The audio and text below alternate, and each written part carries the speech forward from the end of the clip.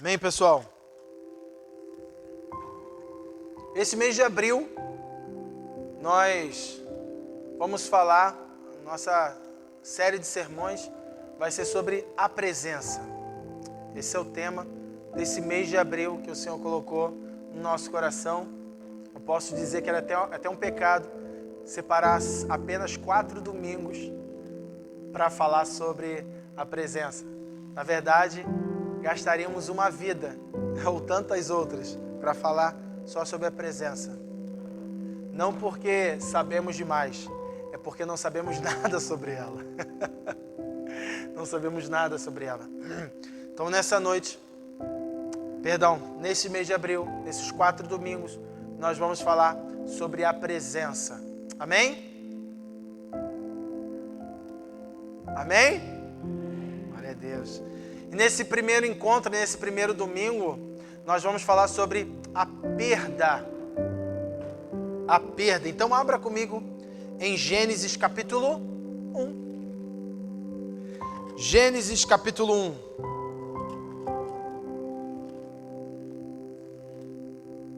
Você já me ouviu falar isso e eu vou repetir. Quer entender o final? Volte ao começo. Quer entender o que vai acontecer lá na frente? Retorne algumas folhas ou bastante folhas.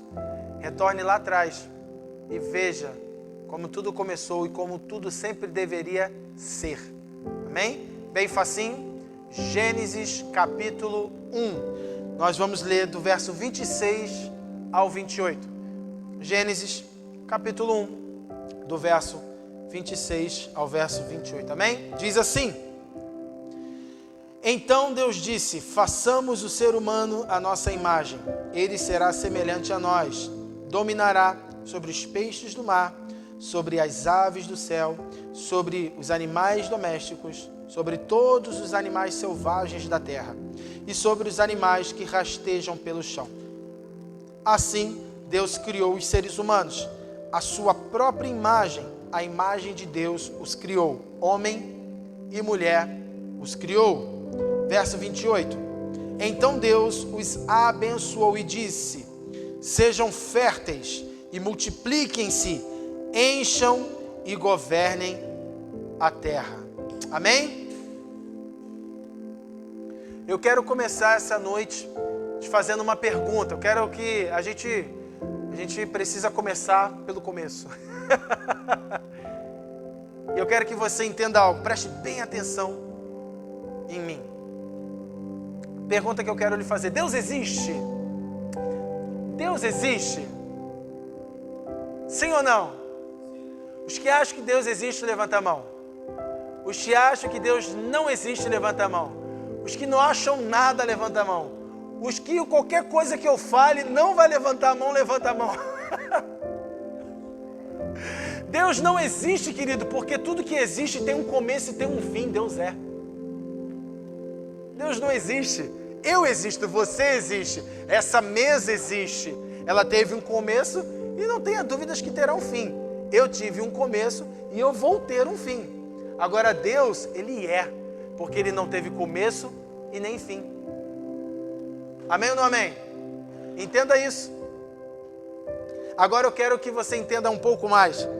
Antes de tudo, antes de qualquer coisa, Deus é. Antes de criar todas as coisas visíveis e invisíveis, Deus é. Ele nunca sentiu e nunca sentirá falta de nada. Ele é completo em si mesmo. Por que eu quis iniciar desse jeito? Estou falando para você um dos atributos comunicáveis de Deus.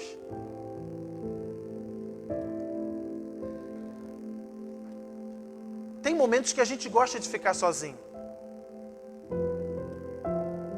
Mas chega um momento que a gente não aguenta mais ficar sozinho. A gente não quer mais ficar sozinho. A gente sente falta de algo. Porque não fomos feitos para a solidão. Porque sempre vai faltar algo em nós. Deus, Ele não sente falta de nada. Porque Ele se completa em si mesmo. E eu já disse isso para vocês em algum momento no cosmos e na eternidade. só havia Ele. Você já parou para pensar? Você crê que anjos, querubins e serafins são seres criados por Deus? Sim ou não? Então, eles tiveram um início, um começo. Então, em algum momento, só havia Ele. E Ele não sentia falta de nada. Por que eu comecei esse sermão desse jeito? Para você entender assim, ó, diga assim, ó, Deus não precisa de mim. Deus é completo, sem mim. A gente tem que deixar isso bem claro. Você não é essa joia rara perdida que o Senhor está desesperado para encontrar.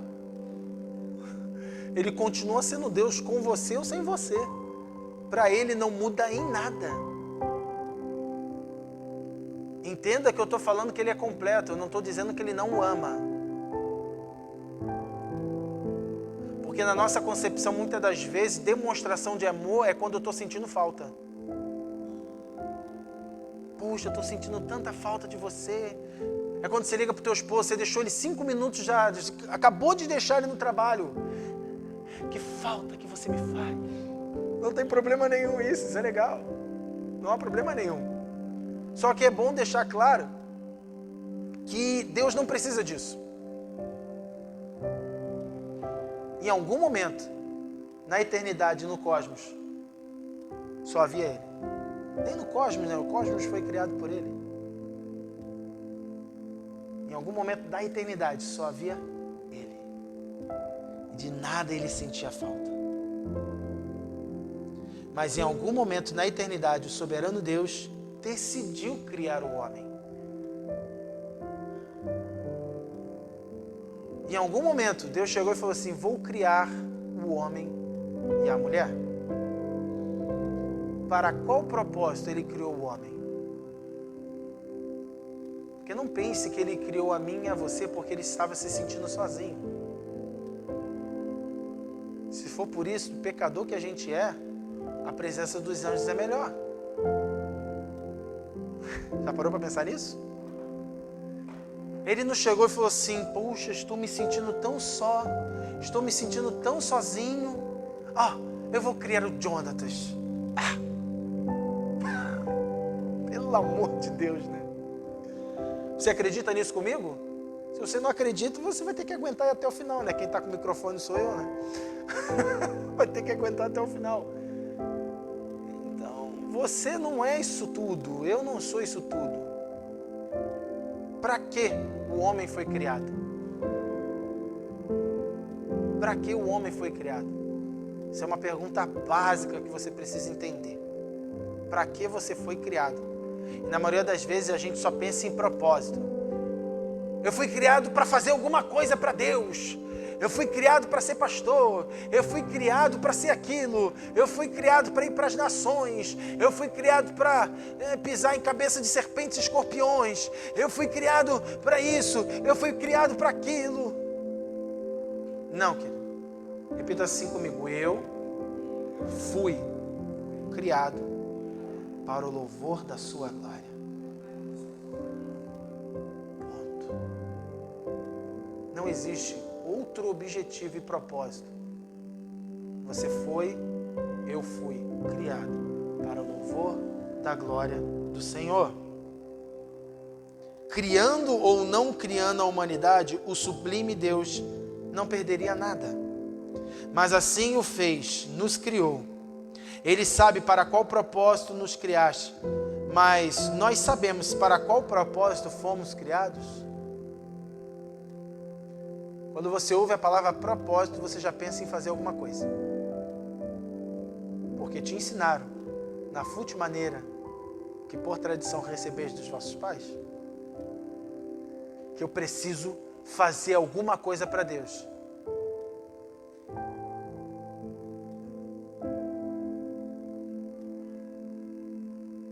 Deus não precisa de mim e Deus não precisa de você.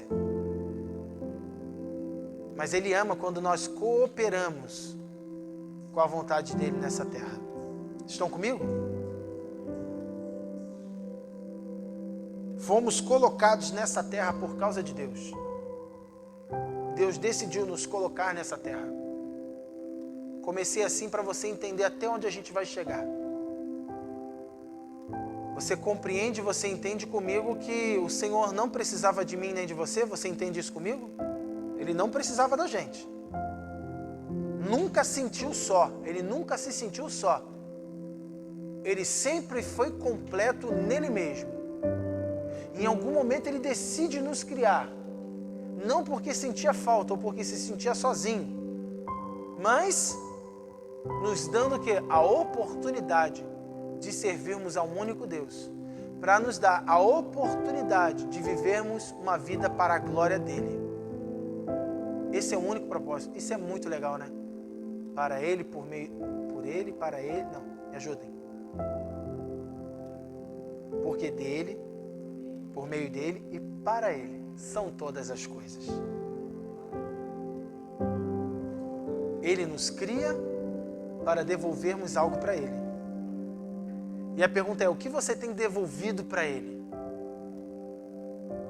O que você tem devolvido para ele? Ei, Deus pega Adão, como a gente leu em Gênesis 1, 26 ao 28, pega esse cara, ok? E coloca no meio de um jardim. Coloca homem e mulher e dá uma ordem para eles. Sejam férteis, crescei e multiplicai. E o quê? Governem sobre toda sobre toda a criação, sobre toda a terra. Ele falou para governar só no jardim? Foi sobre toda a terra.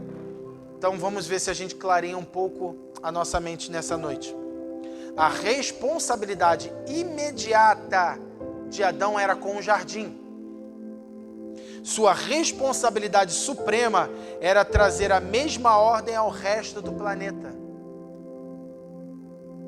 Se você olhar para Jeremias, tem algo que cai como um raio.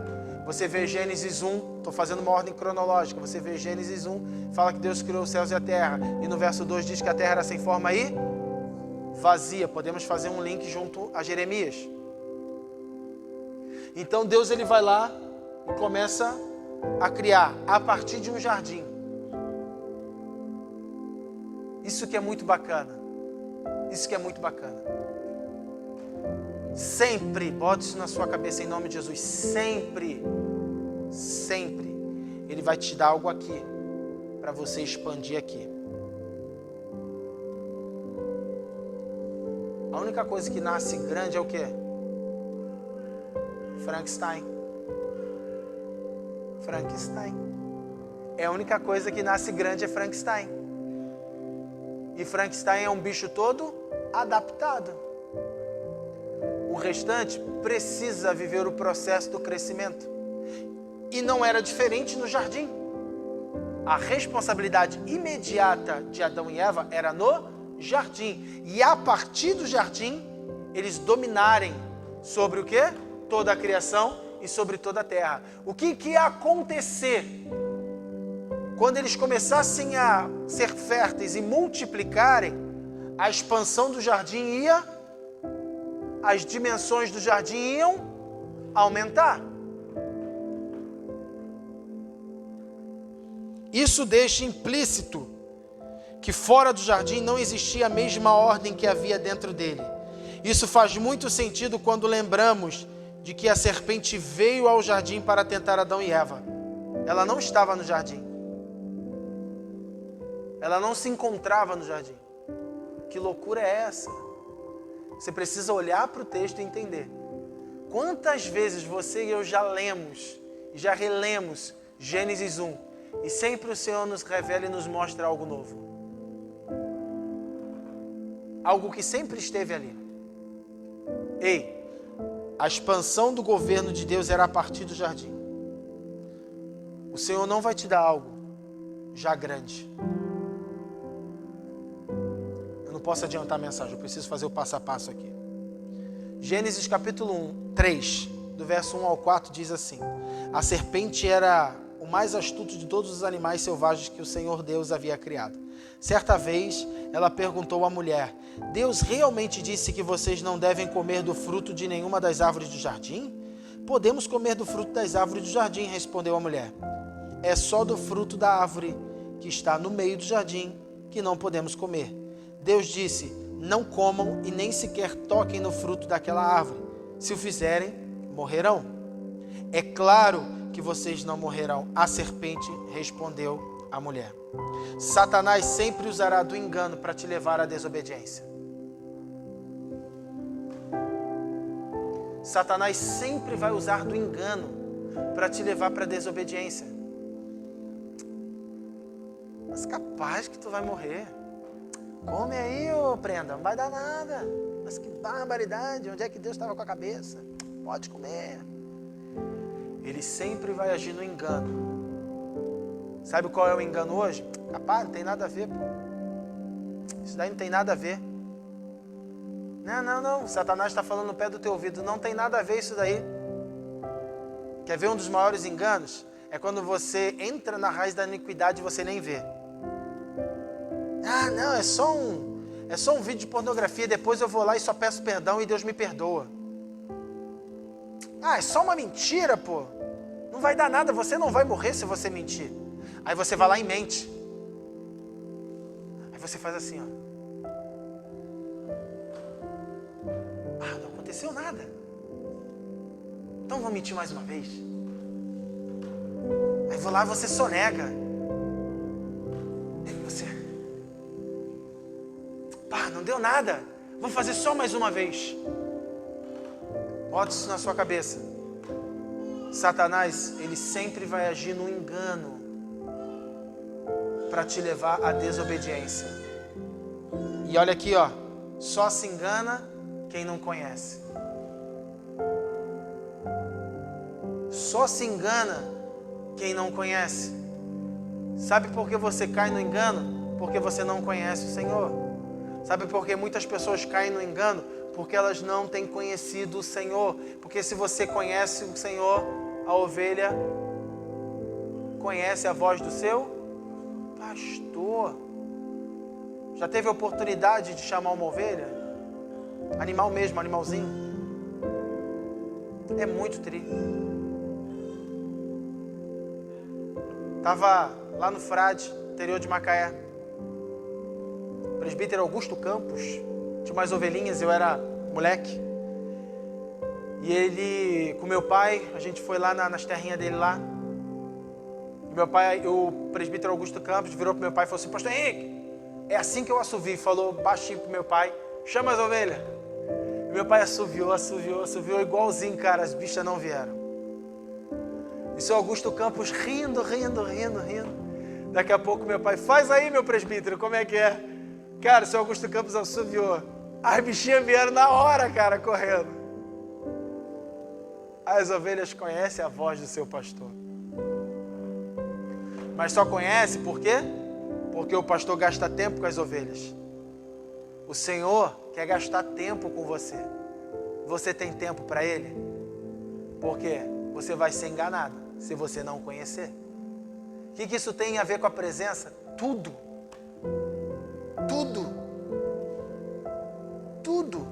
Aqui a gente vai numa construção. Eu já sei o que eu vou falar no último domingo.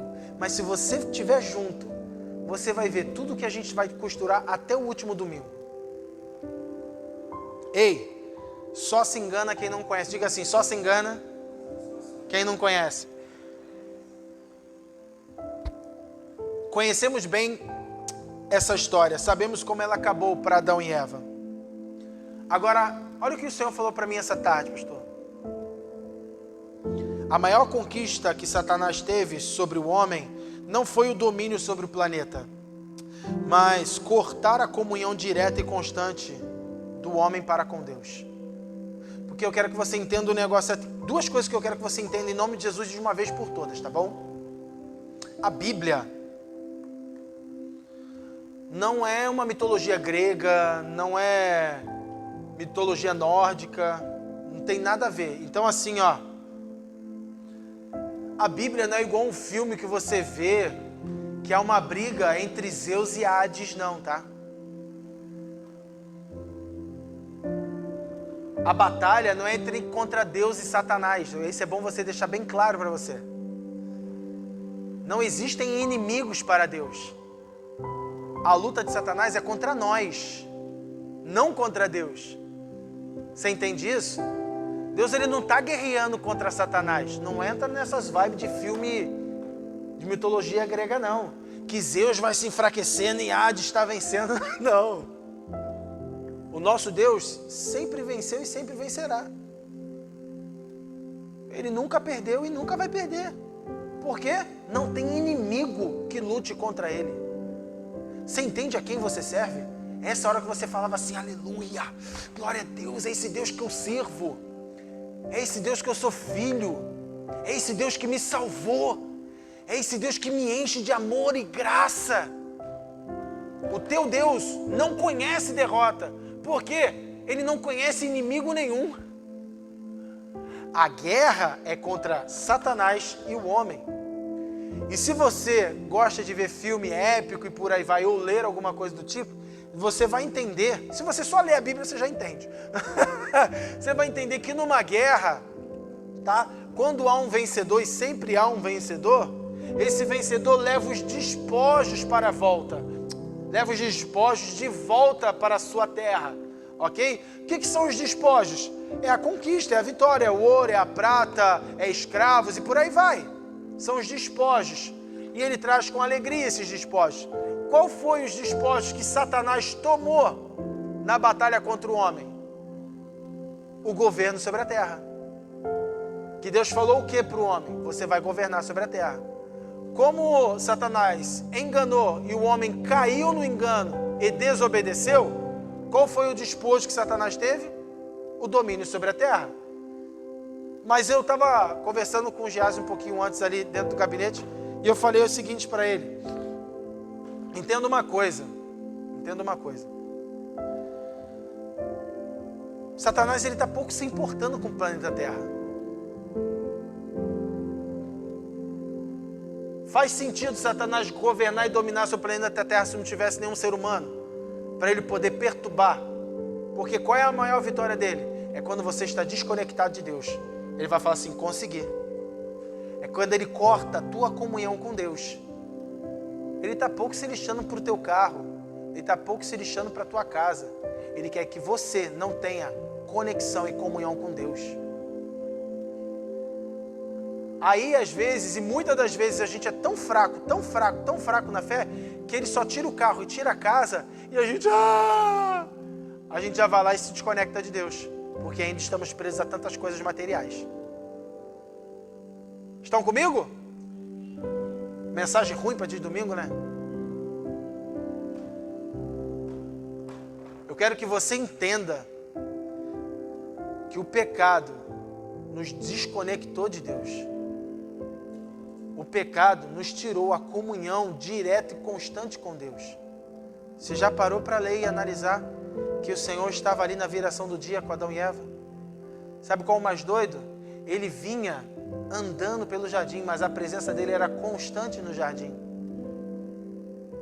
A presença dele era constante no jardim. Ele vinha para conversar, para ter tempo com Adão e Eva. E o engano gera desobediência.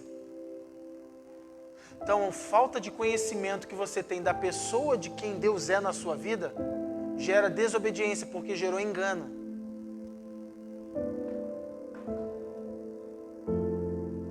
Repita assim comigo, somos escravos de quem obedecemos.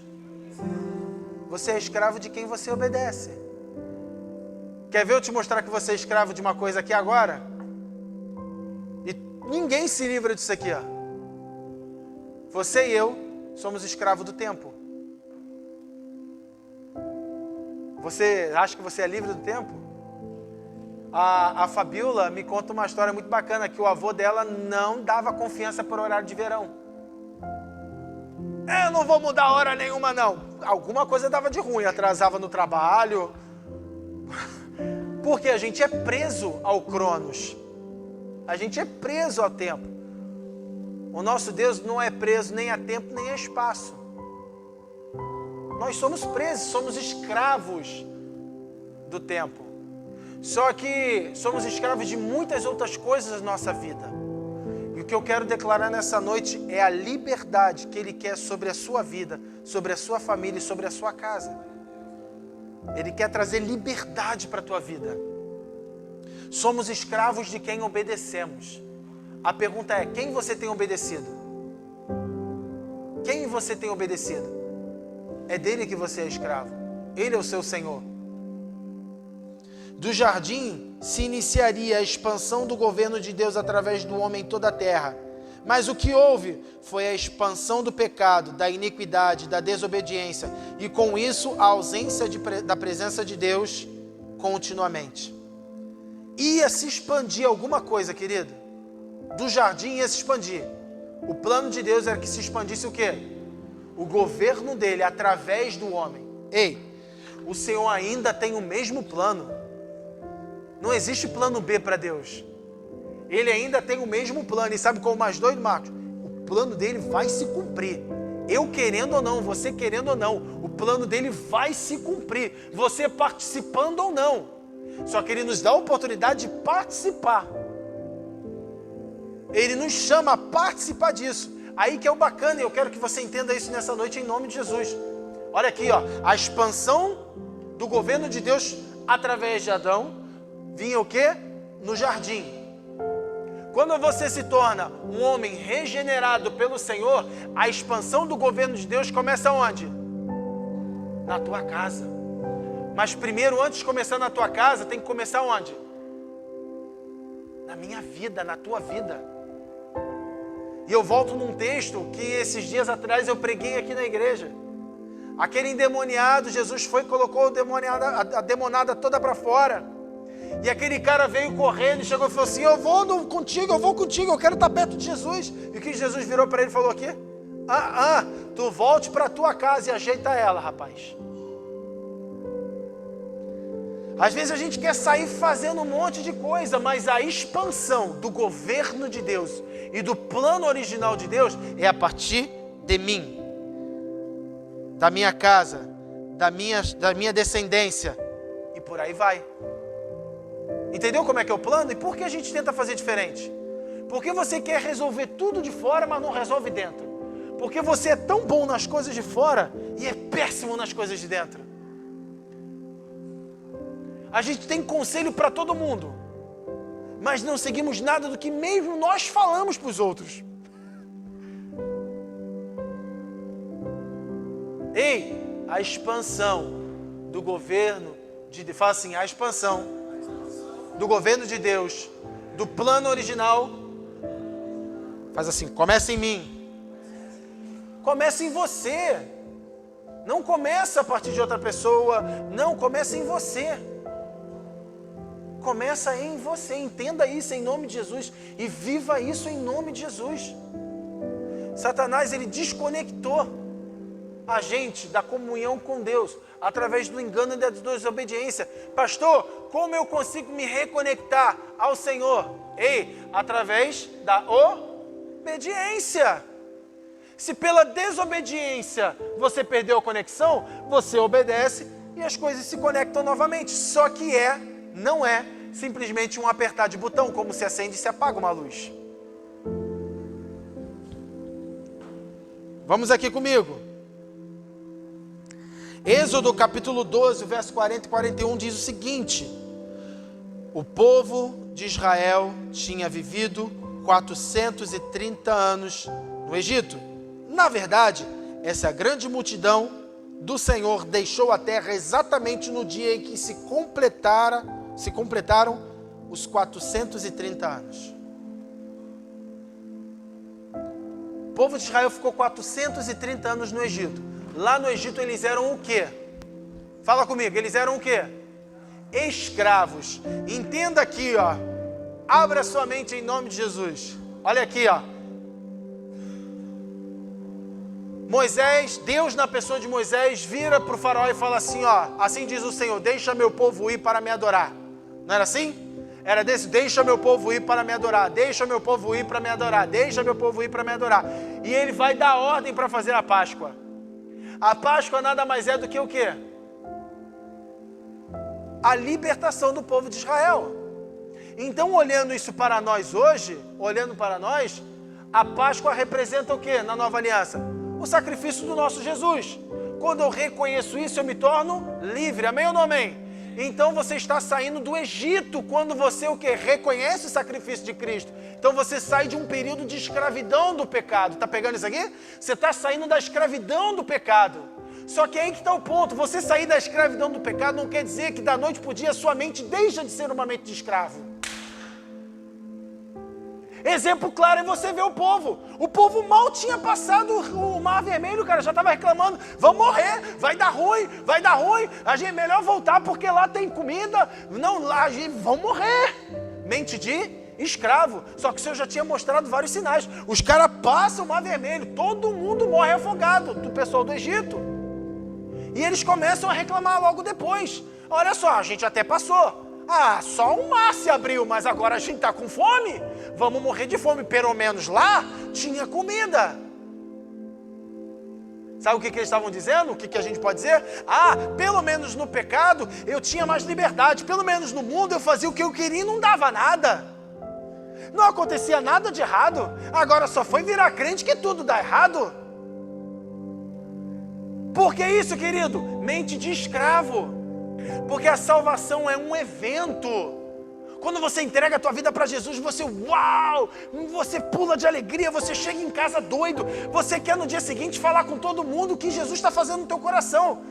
Mas quando vem a primeira dificuldade na tua mente, fala assim, deu ruim? Pô, se eu entreguei minha vida para Jesus, não era para estar dando tudo certo agora? Então olha só, quando você sai do Egito, querido, o próximo passo é o quê? A transformação da sua mente. O seu corpo deixou de ser um escravo, mas a tua mente ainda está no processo de transformação. E quem faz esse processo? O Espírito Santo de Deus. Em qual hora? Quando eu permito. Amém ou não amém? O Senhor só vai agir naquilo que você permitir. E posso dizer uma coisa? Não é todo mundo que permite. Um povo inteiro morreu durante 40 anos no deserto. E daquela geração, porque um povo entrou, só que não aquela que saiu do Egito. Olha que loucura. Mas 2 saíram e permitiram essa transformação da mente. Enquanto alguns viravam e falavam assim, só tem gigante lá. Uma mente transformada olha e diz o quê? Já viu o tamanho das uvas? É do tamanho de um homem. Lá é o nosso lugar. Você pode olhar a mesma coisa. 2 pessoas podem estar olhando a mesma coisa com visões totalmente diferentes. Qual é a diferença? Uma mente transformada pelo Senhor. Não tem curso que te ensine isso. Não tem faculdade que transforme isso em você. Só o Espírito Santo de Deus. Só a presença de Deus na sua vida consegue não só transformar, mas manter e permanecer isso na tua vida. Estão comigo? Amém. Glória a Deus. Ei, olha aqui para mim. Podemos apenas liberar o benefício do fluir do domínio de Deus através das nossas vidas, no nível em que Ele domina sobre nós. Mais uma vez, podemos apenas liberar o benefício do fluir do domínio de Deus através de nossas vidas, no nível em que Ele domina sobre nós. Em que nível o Senhor tem dominado sobre a tua vida? Se você ainda tem falado assim, não, Senhor, isso daqui pode deixar que eu faço, você é escravo disso. Olha aqui, ó, vou prosseguir um pouco mais. A libertação só ocorre quando eu saio do jugo do pecado para a liberdade de Cristo. João, Evangelho de João, capítulo 8, verso 36 diz, se Cristo me libertar, verdadeiramente sereis livre. Você só consegue desfrutar da liberdade se um libertador te libertar. E quem é o único libertador que te pode tirar da escravidão do pecado? Falou muito baixo. Você não tem convicção de quem é essa pessoa que te tirou do pecado? Quem é a única pessoa, o único, só existe um libertador no céu, na terra e debaixo da terra, que pode te tirar da imundície do pecado, da escravidão do pecado. Esse nome é Jesus. Só Ele pode nos tirar. Você precisa entender isso. Não tem coach, não tem pastor, não tem raio que tire. Só Ele tem o poder de nos libertar, porque só Ele foi designado para ser libertador.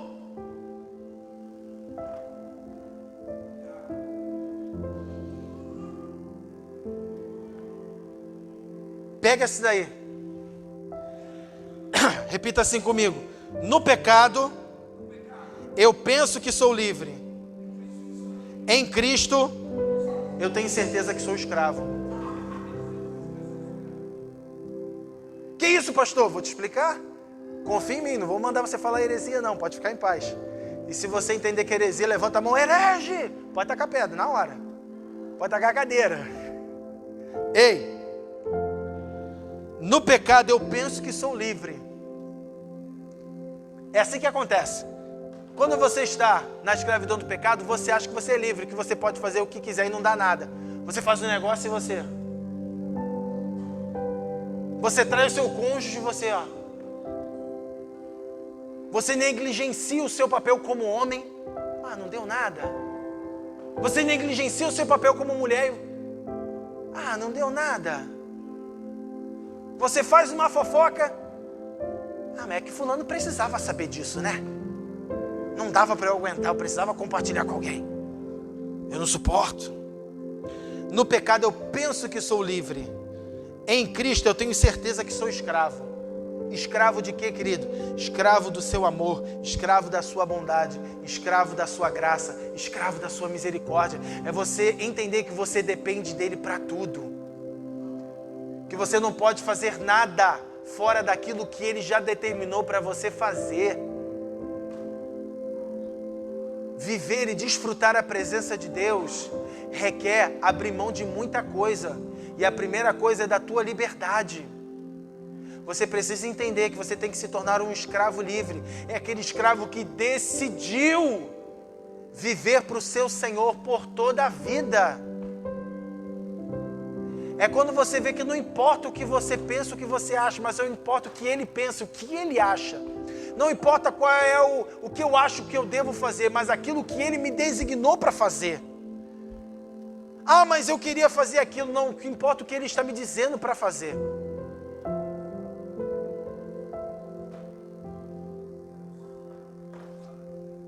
Ei! Quando sou liberto da escravidão do pecado, se inicia um processo de santificação do meu corpo, da minha alma e do meu espírito, a partir da renovação da minha mente, crendo que o Senhor é poderoso para fazer infinitamente mais do que eu posso pedir, pensar ou imaginar. Efésios capítulo 3, verso 20. Quando eu sou liberto dessa escravidão, inicia-se um processo, querido, de santificação. Não é instantâneo como apertar um botão, levantar um disjuntor, não. Você precisa permitir que o Espírito Santo de Deus transforme a sua mente escrava para uma mente livre, de um homem e de uma mulher livre do Senhor. E como eu permito, isso que é o mais bacana, como eu permito essa renovação da mente? Apenas crendo. Crendo em quê?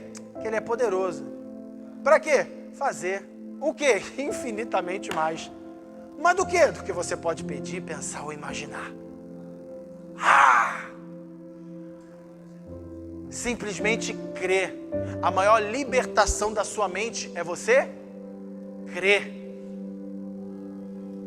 Sabe quando você entende que você está sendo liberto das amarras da escravidão do pecado? É quando você começa a crer, independente do que podem dizer, independente do que as circunstâncias estão dizendo, você apenas crê. E confia que Ele é poderoso para fazer infinitamente mais do que eu posso pedir, pensar ou imaginar. O plano de Deus continua o mesmo em todo ele. Na desobediência, eu multiplico iniquidade na terra. Na obediência, em Cristo, eu multiplico paz, justiça e alegria. Quando eu desobedeço? Quando eu não estou obedecendo. Simples. E aí que está o negócio. Em todo momento você está expandindo. Você está expandindo o tempo inteiro. Você está propagando algo o tempo inteiro. Ou na obediência ou na desobediência. Ah, mas isso daí eu carrego por causa do meu pai e da minha mãe. Ok, tudo bem. Se você nasceu de novo, você se tornou o quê? Nova criatura. As coisas velhas já passaram. Eis que tudo se fez novo. Então você vai pegar aquela semente que deram para você e colocaram no teu saco, colocaram no teu bolso, você vai pegar e falar, essa semente aqui não é boa, porque não agrada o meu Senhor, não vou dar essa semente para minha geração, para minha descendência, vou jogar fora. Senhor, quais sementes que o Senhor tem para mim? Pá! Como eu disse no início, não é porque seu pai e sua mãe te ensinou que é certo. O que é certo é o que o Senhor diz, o que a palavra diz. Então bota na tua cabeça, em nome de Jesus, você está expandindo ou paz, justiça e alegria, ou iniquidade na terra. Porque Ele deu para você a fertilidade e o poder de se multiplicar. Isso não vai mudar. Agora eu te pergunto, o que você tem multiplicado nessa terra? O que você tem multiplicado por onde você tem passado? Iniquidade? Ou você tem multiplicado paz, justiça e alegria? Você tem multiplicado a graça irresistível do Senhor por onde você passa? O que você tem multiplicado, por favor, em nome de Jesus?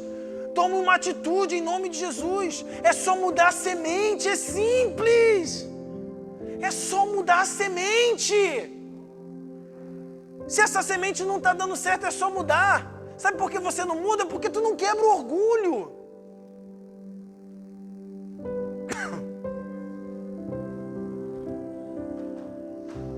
A canção não diz, o meu orgulho me tirou do jardim, tua humildade colocou o jardim em mim. E se eu vendesse tudo que tenho, em troca do amor eu falharia. Porque não é sobre coisas, nunca foi e nunca será. É sobre a tua vida, é sobre o teu coração. E o Senhor não precisa da tua adoração. Ele está te dando a oportunidade de adorar a um Deus justo e verdadeiro. Uau! Sabe por que você ainda não entende isso? É porque não o conhece. Sabe por que eu não entendo isso ainda? Porque eu não o conheço como eu deveria o conhecer.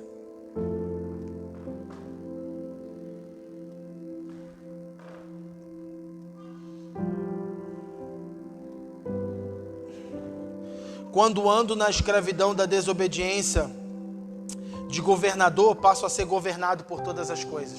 O texto de Gênesis 1, 26 ao 28 diz, o Senhor libera uma palavra de autoridade sobre nós, que a gente ia governar sobre, só que essa palavra foi liberada antes ou depois da queda? Antes da queda. Mas eu te pergunto, o Senhor é homem para que minta e filho de homem para que se arrependa? Um dos atributos do Senhor é a sua imutabilidade. Ele é imutável no que Ele diz, em quem Ele é, em seus atos e nas suas atitudes. Então, se Ele liberou essa palavra, é isso que nós somos, multiplicadores, governadores. Só que é aí que está o ponto. Se você está na escravidão da desobediência, você não é governador, você é governado sobre todas as coisas. Por isso que você para em pornografia, por isso que você para... Me ajudem aí, fala o nome aí. Hã? Por isso que você para em mentira, por isso que você para em engano, por isso que você para em roubo, por isso que você para em tantas outras coisas. Porque você não está governando sobre isso, você está sendo governado. Porque a única forma de governar, se tornar governador, é através da obediência.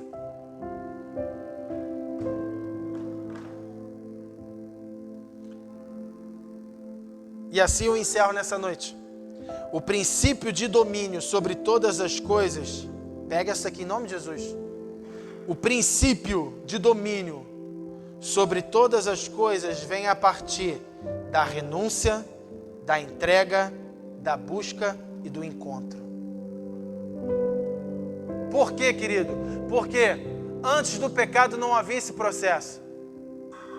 Depois do pecado, mesmo com o Senhor Jesus Cristo se entregando para nós em sacrifício, em morte de cruz, mesmo Ele se entregando, ainda é preciso viver esse processo de renúncia. Eu preciso renunciar às minhas vontades, eu preciso renunciar aos meus desejos, eu preciso me entregar. Logo depois da entrega, preciso entrar num processo de busca. E todos que buscam e não se cansam em buscar e permanecem na busca, eles encontram. Buscar-me-eis e me achareis, se me buscar de todo o vosso coração. Buscar-me-eis e me achareis, se me buscar de todo o vosso coração. Renuncie às suas paixões carnais. Se entregue ao único Deus poderoso. Busque a esse Deus de todo o coração, de toda a tua alma, de todo o teu entendimento. E é certo de você encontrar Ele.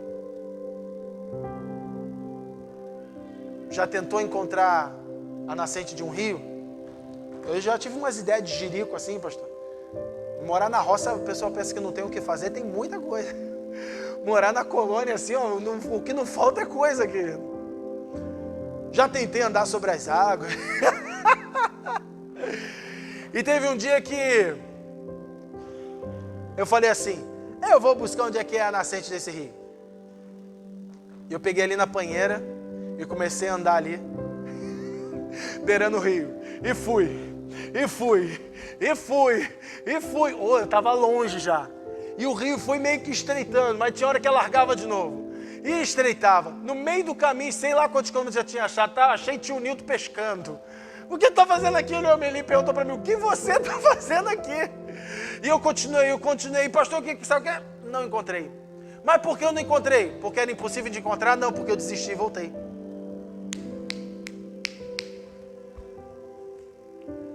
Porque não tenha dúvidas, aquele rio nasce em algum lugar.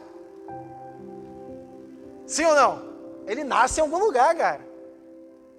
O que vai me fazer encontrar aonde esse rio nasce?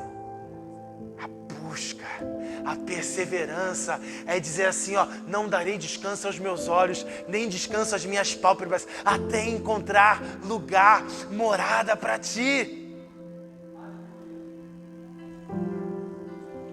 É você perseverar em falar, eu vou encontrar o meu Jesus, eu vou encontrar o meu Senhor, porque eu já renunciei, eu já me entreguei, eu estou buscando, e uma hora eu encontro.